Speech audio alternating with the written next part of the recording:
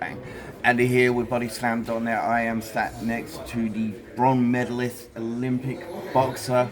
He is also an AEW star and a British wrestling star, Anthony Ogogo. How are you doing? How's it been being back in the UK? Firstly, thank you. Lovely introduction. I appreciate it. Secondly, man, I'm very good actually. I'm good. I just love performing. I love getting in the ring. I love fighting, and when I get the chance to do that, I'm very happy. So I did it today, so I'm in a good mood, and it's always good to get back. Always. And people think people think when I'm on social media, like digging out America, that it's a gimmick. I don't like it there. I actually don't like it there. I like home. I'm a home bird. So it's always nice to get back. But I mean, yeah, so you've gone from Olympic to AEW, one of the biggest American promotions. You're here in the UK, Progress, one of the biggest wrestling promotions. What has that journey kind of been like? Wow, how long have we got? I mean, how long have we got? It's been glorious. It's been heartbreaking at times. It's been everything in between. It really has. I've had such a mad up and down, topsy-turvy life, let alone career. My career's just mirrored that. But that's where I am, right? That's where I am, and I think all we can do in our life is play the best hand of the cards that we're dealt. And we're all dealt different cards, and sometimes different cards at different times of our lives. And I was a boxer. I was never supposed to do this wrestling thing. I was never meant to be a wrestler. I was just a wrestling fan, and it was my guilty pleasure, as I said. And then I suffered a bad eye injury, and I was forced to retire from boxing, and I mostly blind in my left eye. And boxing was off the table for me, and I was dealt another set of cards, and the best hand. I think I'm playing the best hand now, doing what I'm doing now, wrestling. It's very much, without sounding cheesy, I'll be very honest. Wrestling, I'm living out a second childhood dream. And my first one was boxing, and boxing for my country at the Olympic Games, which I did in London. I won a medal. I'm very, very proud of that. I get tingles generally when I say it. And then, as I said, something bad happened to me, and I could have sulked and whinged and gone down that road of being bitter for the rest of my life, or I can. And I was for a little bit. I was depressed. I was in a bad place. I lost everything. My life, my passion, my dream, my career. Or I can, take stock and regroup and look at the cards I had and play the best hand. And that's what I think I'm doing now. I'm living out a second childhood dream. Now you trained at the, you did some training at the Nightmare Factory with Cody and the rest. What was that kind of like being, working with those guys in that factory? Oh, mate, great. I mean, unbelievable. My main trainer was QT Marshall. He's been my main trainer. Cody's great. He's one of the best wrestlers in the world. I genuinely believe that. It was great to share a ring with him at the training school in a competitive match. There's a bit of needle there between me and him, but genuine. But I learned a lot from him. Whether he taught me or not, I learned a lot from watching Cody, because he's the Prince of Pro Wrestling. QT Marshall is, I think, the best coach in the world. He's unbelievable. Like, there's not one match that he hasn't seen 1,000 times and that he does know a spot from. He's great.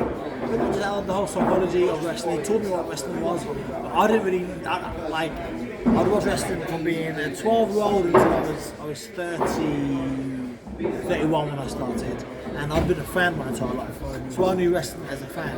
I never really understood it. I was one of those fans where I didn't want to learn. I didn't want to peek beyond the curtain. I liked the presentation. I liked the product.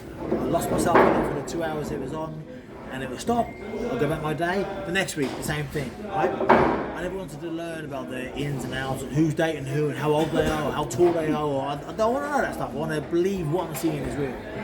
So when I became a wrestler myself, it was a whole new world to me. I was like, oh wow, this is nuts. This is nuts.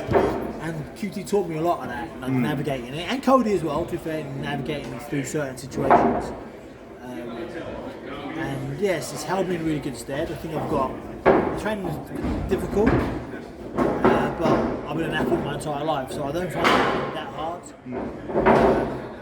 I think I took to it really quite quickly, and I've had 18 matches in my entire life. Maybe less than that, maybe 16 matches in my entire life, and I believe I can hang anybody in the world in a 10, 20, 30-minute match. I really do believe that. I haven't had a chance to do that yet because opportunities are very few and far between in AEW and in world wrestling. However, when I give it a chance, I will show everyone how good I am. Now you're here in progress. You are as we said, you are a bronze medalist boxer. You're a heavy hitter.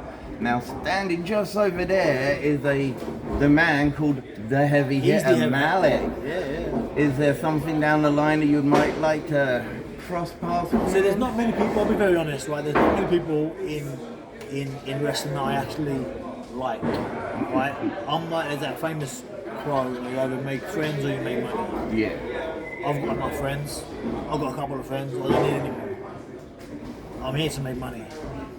I should have left boxing as a multi-millionaire because of my talent and what I could and should have done. But unfortunately, I got injured and I didn't leave it as a multi-millionaire. So I'm now in this industry. This is where I'm going to make the money from all my former glories, my former efforts and exerts. The point I'm making is I'm here to make friends. However, my friends are one or two people in pro wrestling.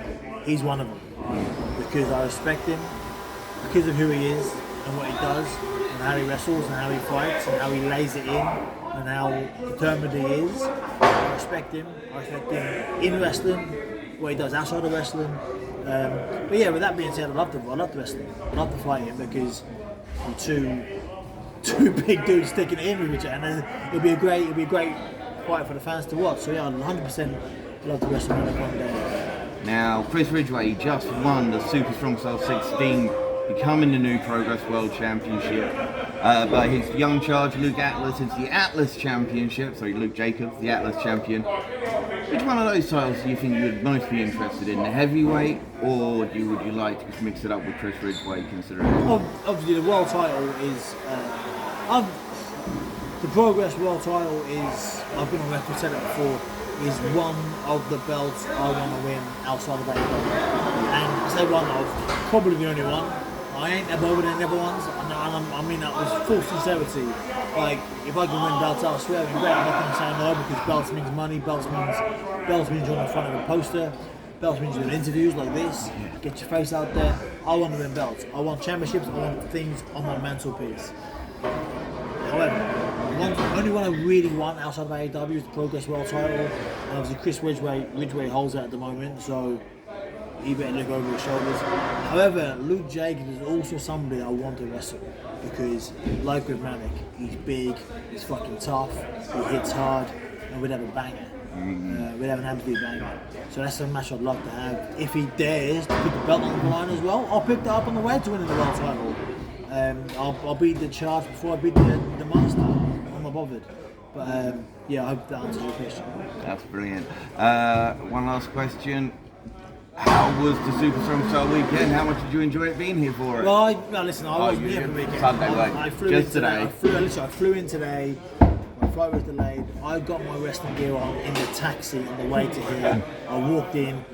I'm not even joking. 5 minutes later, the bell went. Because I'm a consummate professional. I was doing my stretches in the taxi. I was getting warmed up. That's what fighters do. They're given an arena, they're given a platform, and their straight up job to go out there and fight, and that's what I did. So, however, I've been talking to everybody, and it's been amazing. It's been fantastic. I can't wait to watch it on the Progress on demand service when it comes up. And like I said, listen, I want to wrestle the Mannix, the Luke Atlas, the Luke Jacobs, the Chris Ridgways. There's a plethora of guys in this company that I want to go toe to toe with. So I'll be watching on the service, studying, but also watching it for entertainment value as well. When are you back in AEW? When you flying back, basically? Either Tuesday or next Tuesday. Soon. I'm back in, but listen, I said to the very beginning, all I want to do is wrestle. I had quite a quick beginning to my career. I wrestled Cody in my third match at a pay-per-view.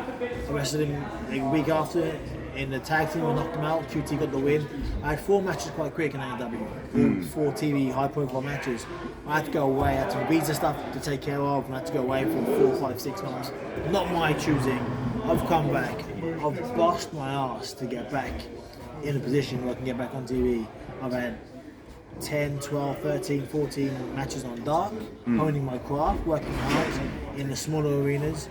I'm ready to be burst on the scene. And as I said a minute ago, I believe in my talents and my abilities and how hard I hit and how tough I am. I can go toe to toe with anybody in the world, anybody in AEW.